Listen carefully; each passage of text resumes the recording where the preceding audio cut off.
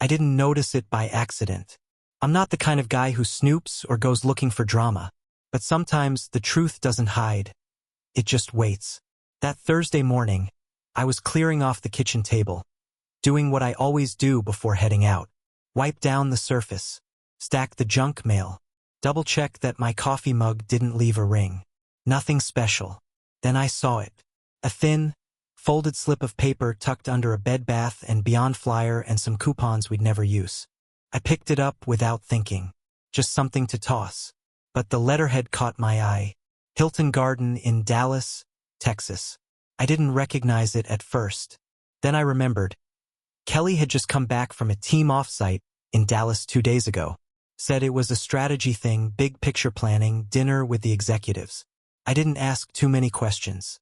She's always been the career one, the confident one. I've always been more of the make sure the lawn's mowed and bills are paid type. I unfolded the receipt slowly. It was printed clean, black ink on thermal paper. Dated from the night she claimed to have stayed with her old college friend, Jenna. The line item hit like a punch. Room type: 1 king bed, 2 guests. Total: $417.92. Paid via corporate card, K. Ellis. I stared at it for a long minute. My first instinct wasn't anger or even suspicion, it was confusion. My brain tried to fill in reasonable explanations. A booking error. Maybe she booked it for someone else? But then why not tell me? And then it hit me. She hadn't mentioned any hotel at all. She said she'd stayed at Jenna's place in Uptown because traffic was too heavy to drive back after the company dinner. She'd even added that Jenna had wine and an air mattress ready. That it felt like college again. I placed the receipt back under the mail exactly where I'd found it. Same fold, same angle. I didn't want her to know I'd seen it. Not yet. That night I played it cool. Made pasta, lit a candle. Something normal, something familiar. She came home around 7:40, 2 hours later than usual. Her heels echoed across the hardwood like she owned the floor.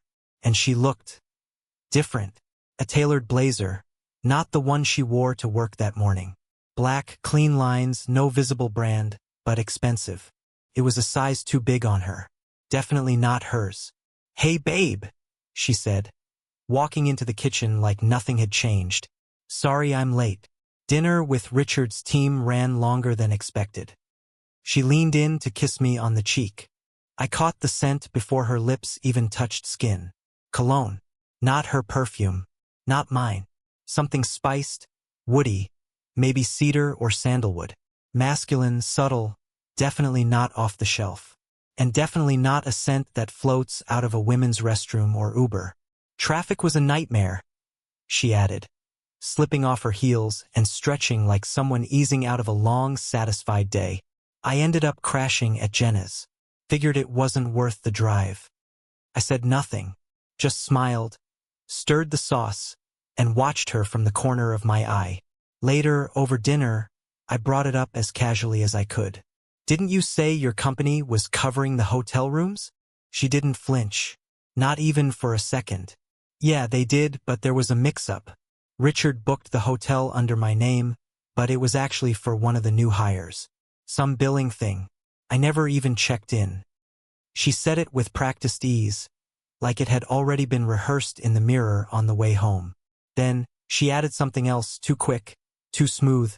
"Besides, I wanted to catch up with Jenna. It's been forever and I knew she lived close." She took a sip of her wine and looked at me like the subject was closed. I nodded. Didn't push. But I checked. Later that night, while she was in the shower, I pulled up the GPS tracking app we both downloaded back in 2020. When she used to travel more, and we wanted to stay connected. It was still installed, still quietly working in the background. Her phone had never gone anywhere near Jenna's address. Instead, it pinged in a high-rise building downtown.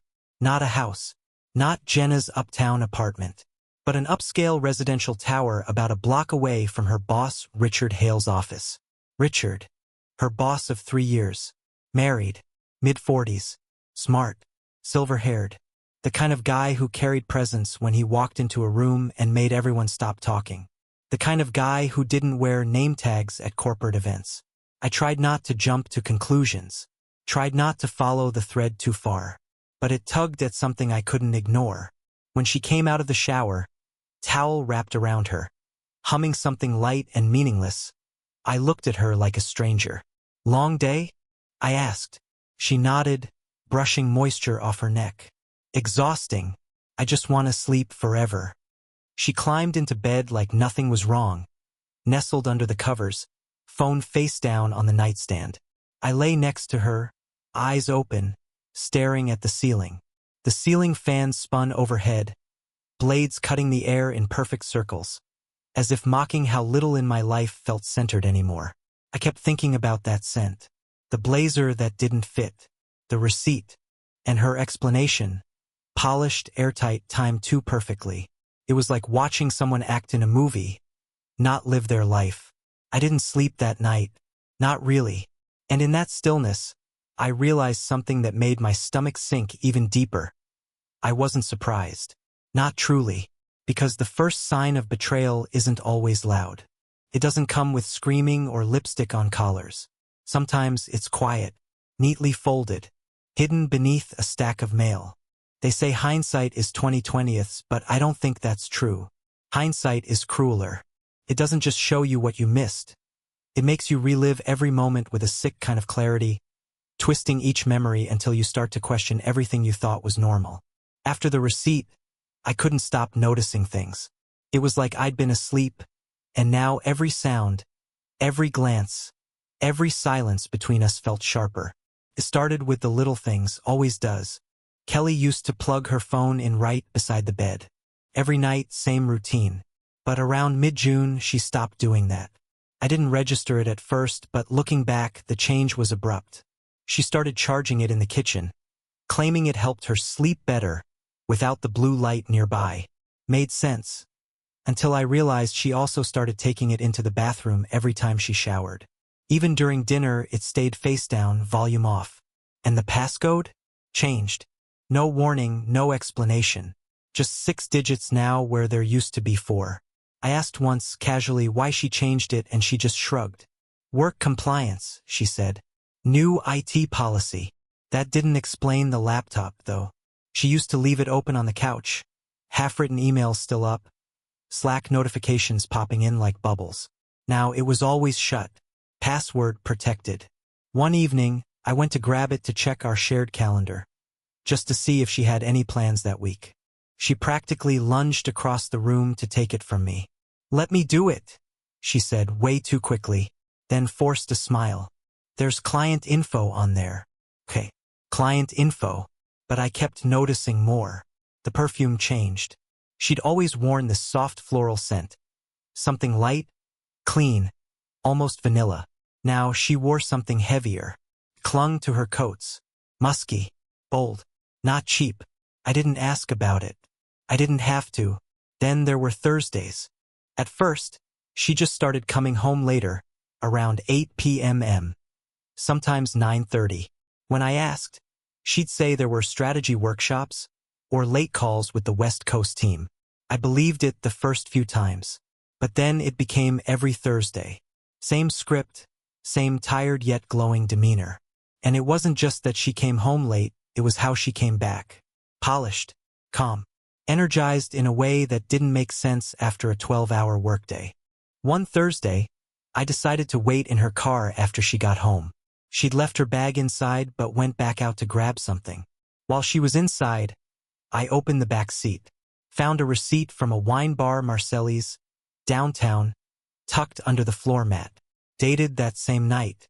2 glasses of wine, 1 steak, 1 pasta. Total, $78.00. She told me she'd been working late in the office. And then there was the jacket. It was folded neatly in the back seat. Men's size large. Expensive. Gray tweed. No tag. Not mine. She never mentioned it. I didn't say a word that night, but I didn't sleep either. At home, more signs crept in. Wine glasses, 2 of them, left in the sink on a Monday morning when I knew I hadn't had any. One with a faint red lipstick stain, the other without. Kelly only ever wore nude gloss. I noticed things like that. I don't know why. Maybe because they wanted to be noticed. She stopped inviting friends over. She used to host these monthly wine nights with her 2 college roommates. Suddenly they just stopped. When I asked about it, she said, "Everyone's busy." Like that explained why she hadn't even mentioned them in weeks. I checked her calendar once, not her phone calendar, but the big paper one on the fridge. All the social plans were gone. No yoga classes, no brunch with Kara, just work stuff, a few vague scribbles, a conference, a budget review, then nothing. One night, while she was showering, I scrolled through our shared iCloud drive. I wasn't snooping, at least that's what I told myself. I was organizing our travel folders, trying to distract myself. That's when I saw it. Dozens of new folders had appeared, all of them labeled vaguely. Client docs, Q3 pitches, training notes. I opened one. Inside, PDFs, sure, but also 3 images of a city skyline taken from a hotel room. Same angle, same golden lamp, different times of day, different clothes visible in the corner of the bed. Why save those on our shared drive? I didn't know what I was looking for, but I knew I wasn't crazy anymore. And then there was her voice. She changed how she spoke to me. Still sweet, still polite, but thinner, like she was always holding something back. She used to laugh easily, even at my bad jokes. Now it felt like she was watching herself laugh, making sure it looked real, making sure I saw it. I asked her once, "You okay lately?" She smiled. "Yeah, why?" "You've seemed different," I said. "Work's just been a lot," she replied. "I'm trying to get better at leaving it at the office." I wanted to believe her. I really did. But everything lined up into a pattern, a hidden rhythm, a version of her life that I wasn't part of. Even the way she dressed changed.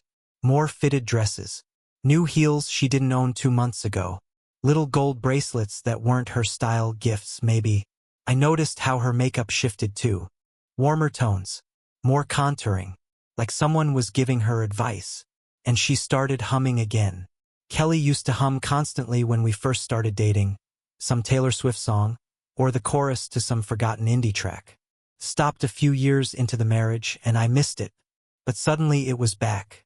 Only now the songs were unfamiliar. The rhythm was lighter, dreamier, like she was happy but not with me. I brought it up once. "You're humming again," I said, smiling. "I haven't heard that in years." She paused, toothbrush halfway to her mouth. "Really?" she said. "Huh, didn't even notice." But she did. One night I couldn't take it anymore. I stayed up after she went to bed and checked the mileage on her car. Then cross-referenced it with the estimated distance to that downtown residential complex. It matched. I don't know what I was hoping for. A miscalculation? Proof I was wrong?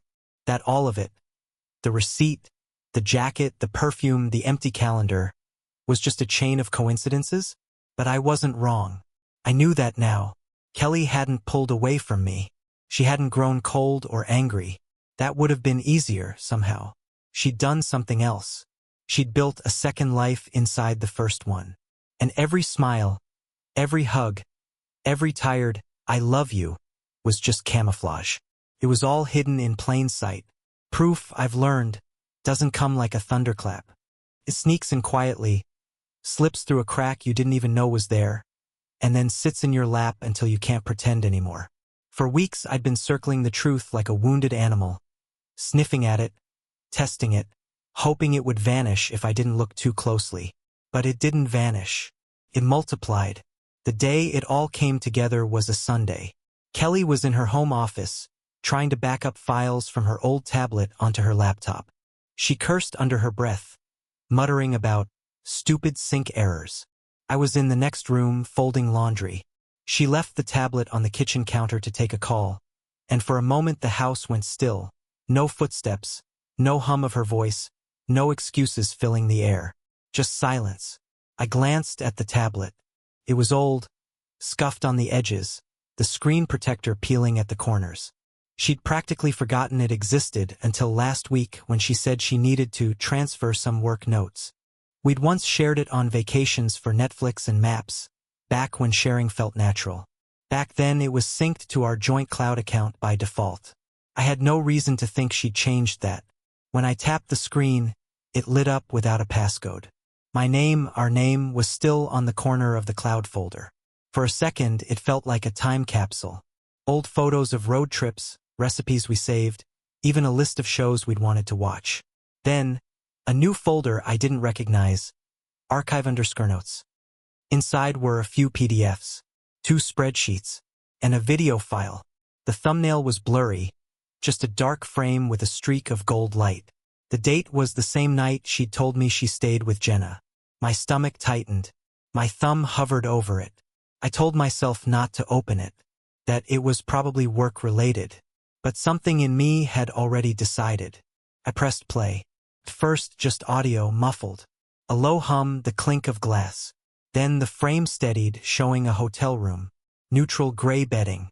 A golden lamp with a ribbed shade. Beige curtains drawn tight. The kind of room you could find in any city but recognize instantly if you'd been there before. The camera shook as if it had been set down hastily. In the reflection of the mirror above the desk, a man's arm appeared, just from the elbow down. Tan skin.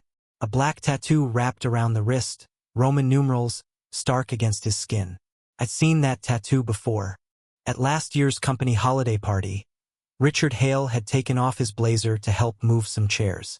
I'd noticed the tattoo then, thinking it was unusual for someone so polished, so executive.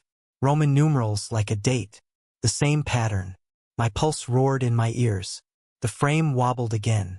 A woman stepped into view only partially. Bare shoulder, hair falling forward as she laughed softly. Kelly's voice filled the room. Not the brisk tone she used for work calls. Not the cheerful "how was your day" tone she gave me. This was different. Quiet. Low. A whisper she used to reserve only for me, back in the early days, when everything still felt electric. And then I heard it. She said his name. Not babe. Not hey. His actual name, shaped around a breathy laugh. Richard. I froze. My hands went cold, my throat tight. The clip wasn't long, 23 seconds, according to the metadata. But it was enough. More than enough. It showed me everything I'd been avoiding. The date stamp matched the receipt I'd found on the kitchen table. The hotel name matched the one on the receipt. The lamp, the bedding, even the angle of the skyline photos saved in her cloud. All of it lined up. This wasn't suspicion anymore. It wasn't a puzzle I could still hope to misinterpret. It was confirmation. I didn't even realize I was shaking until the tablet nearly slipped out of my hands. I locked the screen and set it back on the counter exactly as I'd found it, the way you put down a dangerous object. My heart hammered so hard it felt like my ribs might crack. Kelly came back into the kitchen a moment later, still on her call, laughing at something someone said on the other end. She glanced at me, smiled absently, then turned her back to pour coffee. The picture of normalcy. I stared at her, wondering how many times I'd looked at that same smile and seen nothing. For the rest of the day, I moved like a ghost. I folded more laundry, washed dishes, walked the dog. Kelly busied herself in her office, oblivious. I didn't confront her. Not yet. I didn't know what I'd say, how I'd even form the words. Rage wasn't what I felt. It was something colder, a clarity that sat heavy and immovable.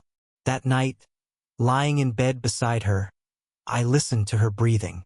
Slow, even. She'd fallen asleep easily, like someone with nothing to hide.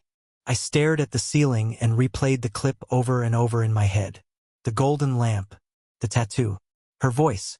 When she rolled over and draped an arm across me, I didn't move, didn't flinch. I just stared at the shadows crawling across the wall, thinking of the hotel room, thinking of how far from me she'd already gone. In the days that followed, I gathered everything quietly. The receipt from the hotel, the GPS tracker logs, a photo of the jacket in her car, **TS of the tablet's metadata. It felt clinical, like building an evidence board for a crime. I wasn't planning revenge. I wasn't even sure what I was planning. But I needed it all in one place, like proof to myself that I wasn't imagining things. Sometimes I caught myself wanting to believe the impossible, that it was some elaborate misunderstanding, that Richard had loaned her a jacket, that she'd been helping him with a personal crisis. But then I'd hear her voice from the clip again, soft, and asterisk mate, saying his name, and the illusion would shatter. I'd read once that betrayal feels like grief because it's the death of the version of someone you thought you knew. Lying there in the dark, I felt that death like a weight on my chest. The Kelly I knew, the life we'd built, the trust we'd shared, it was gone. And all that remained was this stranger, humming unfamiliar songs, slipping into hotel rooms, hiding her phone like a loaded P*N. I didn't confront her. Not yet. I wasn't ready to hear the excuses, the rehearsed explanations, the gaslighting I knew would follow. I wasn't ready to be told I'd misunderstood, or that it wasn't what it looked like. I needed to be sure of myself before I walked into that. So I stayed quiet. I smiled when she smiled. I answered her questions with nods and monosyllables. I became an observer in my own marriage, watching a play where the ending had already been written but hadn't yet been performed. And in that silence, in that deliberate stillness, something in me shifted. I realized I wasn't looking for answers anymore. I wasn't hoping for a confession or an apology. I was waiting, not for her, for myself, for the moment when my heart would catch up to what my eyes had already seen. When that moment came, I'd be ready. It was strange, how calm I felt. Not peaceful, just still, like the eye of a storm, with everything wrecked behind me and everything else still waiting to fall apart. But for now, silence. I'd gone over the facts so many times, they no longer felt sharp. They were smooth now, familiar, worn down like river stones. The hotel receipt, the GPS log, the man's jacket in the car, the lipstick-stained wine glass, and then the tablet, that 23-second clip that split my life in half. I didn't rage. I didn't cry. Maybe that came earlier, back when I was still convincing myself I was wrong. But that night, sitting alone at the kitchen table, the only sound the hum of the refrigerator and the soft tap of the clock on the wall, I felt something I hadn't in a long time. Control. I laid it all out in front of me. Not figuratively, literally. The printed hotel receipt, corner creased just slightly from where I'd kept folding and unfolding it. A screenshot *T of the GPS route from her phone that night. A high-resolution photo of the tablet screen paused on the frame where Richard's tattoo was clearly visible in the mirror. A copy of the video's metadata, printed in black and white. Time, date, location, device ID, evidence. If someone had walked into the kitchen then, they might have thought I was preparing for a presentation. Everything was so neatly arranged. No coffee rings.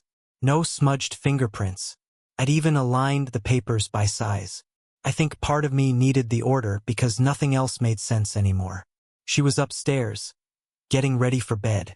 I could hear the soft thud of drawers closing, water running in the bathroom, the occasional click of her lotion bottle. That ordinary rhythm used to comfort me. Now it just reminded me how easily a lie could live inside routine. I didn't plan to confront her that night. I already knew the truth. I wasn't looking for closure. I was looking for stillness, and oddly enough, I'd found it. Around 10:30, she came downstairs in her robe, hair tied up, face bare and tired. She carried her phone but didn't look at it. "You coming up?" she asked, leaning against the doorframe. "In a bit," I said.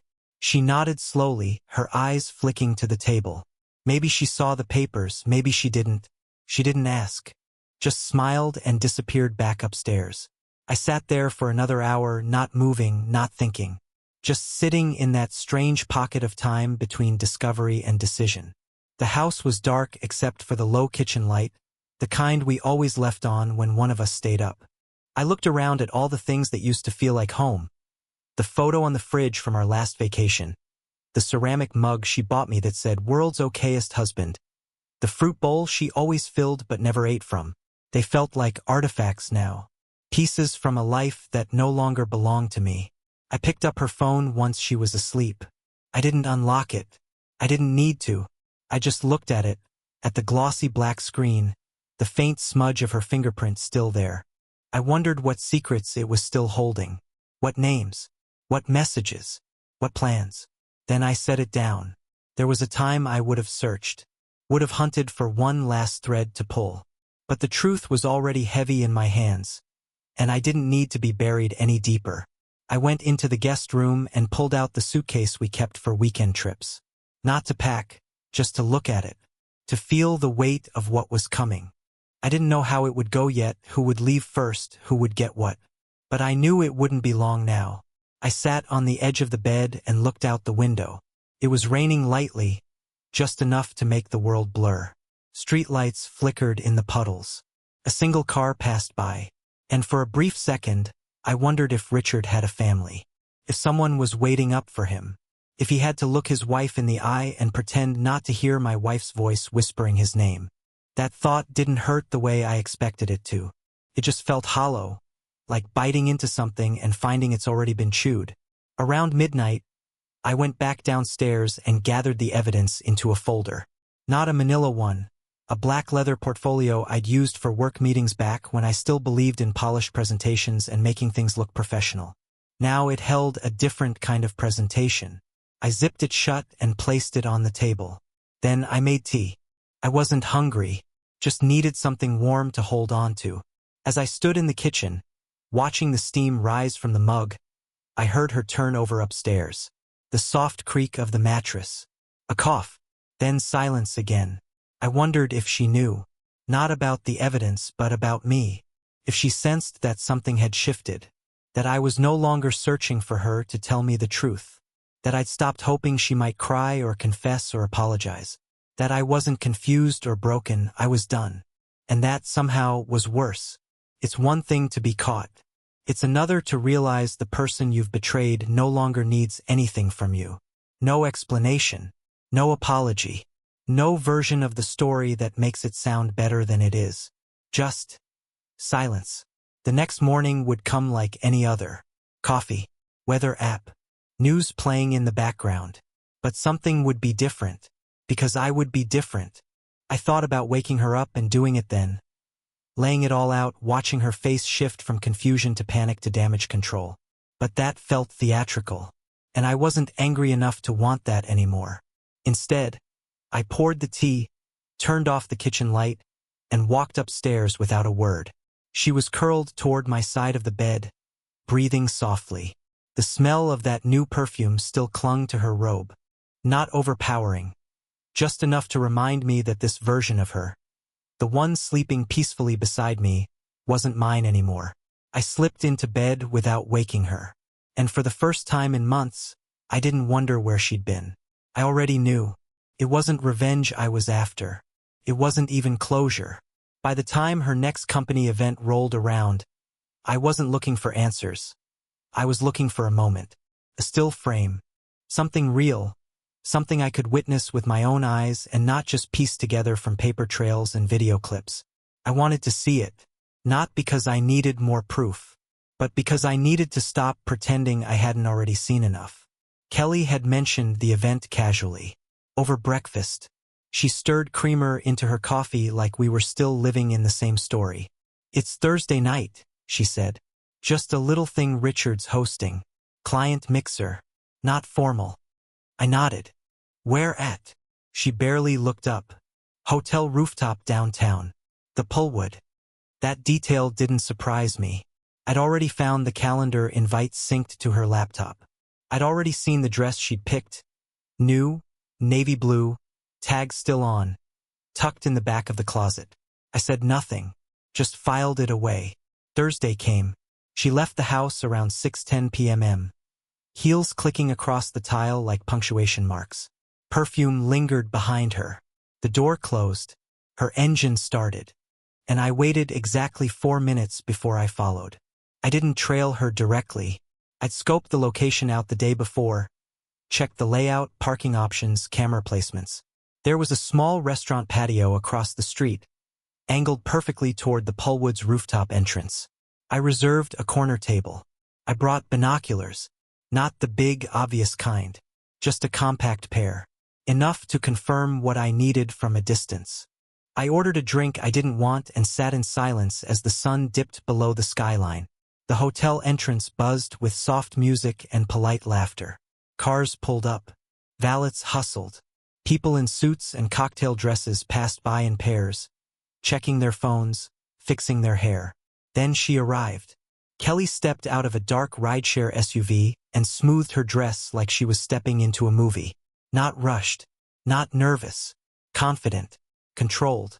I recognized that look. It was the same look she wore at conferences, when she gave speeches that people quoted afterward. Her game face. And right beside her, adjusting the cuff of his jacket, was Richard Hale. They didn't touch. Not directly, but they moved together. Close. Familiar. Like choreography rehearsed over time. His hand hovered just behind her back. She leaned toward him slightly as they entered the hotel, both laughing at something only they could hear. I didn't breathe for a long moment. It wasn't jealousy. That had burned out weeks ago. It was something quieter, sadder. Watching her walk beside him, I realized it wasn't just an affair. It was a partnership. One she had built carefully, intentionally. She wasn't hiding in shadows. She wasn't stealing moments. She was comfortable. She belonged. I watched as they disappeared into the elevator, visible through the glass-walled lobby. No glances back. No tension. Just ease. Like this was normal. Like I wasn't even a variable anymore. I stayed at the table for another 40 minutes. Long enough to see her return to the rooftop terrace with a drink in hand, hair slightly windblown, cheeks flushed with that same glowing calm she always came home wearing. She stood near the railing, Richard beside her. They weren't talking to anyone else. Not networking. Not mingling. Just there. Side by side. At one point, she adjusted the lapel of his blazer. Smoothed it like it belonged to her. He touched her hand briefly. She didn't pull away. I don't know what I felt then. There was no cinematic moment. No tears. No shattered glass. Just that strange, quiet detachment I'd grown used to. Like I was watching someone else's story. Not mine. They turned to speak with another couple, older, probably clients. Kelly smiled brightly, her voice just faintly audible from across the street. That public version of her, the polished one, the brand strategist, the perfect partner. She was always good at that, and I had loved that about her once. But what I saw now wasn't a performance. It wasn't a mistake. It wasn't something she was ashamed of. She was present, rooted, and above all else unafraid. She didn't look around nervously, didn't flinch at sudden noises. She wasn't hiding this. Not from anyone in that circle. Maybe not even from herself anymore. And that, more than any video, more than any receipt, is what finally closed the chapter for me. She wasn't defensive. She wasn't sneaking. She was certain. Certain that this version of her life was sustainable. That the lines she'd crossed had already been erased. That I was either too oblivious to notice or too weak to act. And for months she had been right. I left a generous tip for a drink I barely touched and walked away from the restaurant without once looking back up at the rooftop. I didn't need to. I'd seen enough. The drive home was quiet. My hands didn't shake. My pulse didn't race. I wasn't rehearsing what I'd say or when I'd say it. I was simply planning. Not revenge. Not confrontation. Just the next step. Because now I wasn't waiting anymore. I wasn't collecting breadcrumbs. I wasn't hoping she'd confess. I was finished watching her lie in silence. And she was about to know it. 2 days earlier, I booked room 217, same hotel under her name. Inside, I left every piece of evidence. The receipt, GPS printout, screensh *TS, even Richard's business card torn in half. I took photos of the setup. During the company dinner, I texted her one number, 217. I watched from a distance as she read it. Her face froze. She scanned the room, smiling too wide, eyes twitching. She knew. 3 days later, her lawyer emailed, "Clean divorce. No disputes." I signed without hesitation. A week after that, Richard's wife sent me photos of Kelly with yet another man. That's when it clicked. It was never about love. It was about the thrill. I closed every account, packed my things, and moved to a quiet town by the ocean. No revenge, no confrontation, just freedom, just quiet.